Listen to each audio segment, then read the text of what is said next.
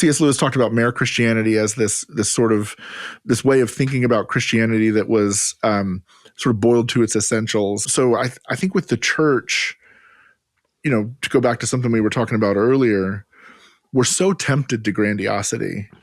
And I think pastors are tempted to grandiosity for two reasons. One is that, we live in a culture of narcissism, and we think that, we're wonderful. Like, we're raised to think we're wonderful and that we're going to change the world.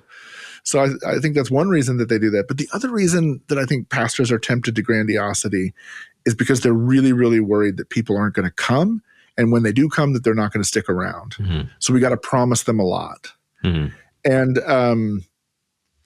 I like I said, I've been thinking about this idea of mere church in the sense that, is there a way for us to start talking about the Christian life, the Christian faith, life in community with one another that doesn't overpromise anymore? One of my favorite lines from a movie.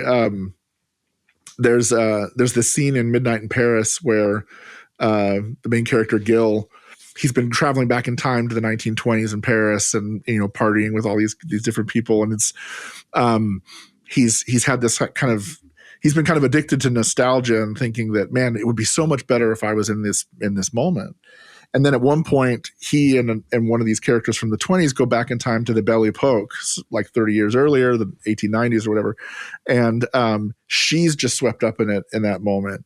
And watching her get swept up makes him realize, oh, this is what I'm doing. And he says two things that I love. He basically says, nostalgia is not a solution for any of this stuff. I mean, these people don't have antibiotics, and then he says, maybe we walk around in our lives a little bit disappointed because life is disappointing. And I almost want to figure out, like, okay, how do we make that the church's mission statement, right? Like, what does it mean to worship God in the midst of a life that is always going to be a little bit disappointing? Until the resurrection, right? And until the restoration of all things that we read about in, the apocalypse of John. And I don't know what that looks like. That doesn't sell, right? That's the problem.